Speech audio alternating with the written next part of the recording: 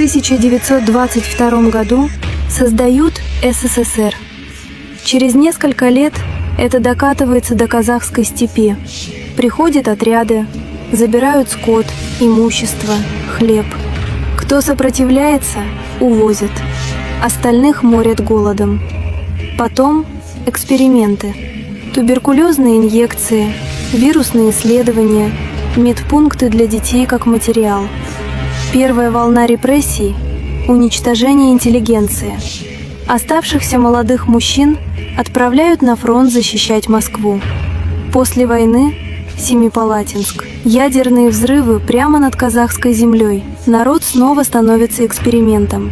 Параллельно – идеологическая обработка. Казахский язык вытесняют, но народ не исчез. В 1986 году молодежь выходит против Кремля. Их бьют, разгоняют. Но именно это становится началом конца СССР. Через 5 лет Казахстан получает независимость. Но власть достается не народу, а Назарбаеву. Система передается Токаеву. 11-12 ноября он подписывает с Путиным новую декларацию, фактически возвращая страну под контроль Кремля. Теперь молодых казахстанцев снова готовят к чужой войне. Очереди, списки, автобусы. Украина, Мариуполь. Смерть ради чужих амбиций. Пока Токаев и Путин поднимают бокалы и строят новое тоталитарное государство. Не хочешь жить снова под этим?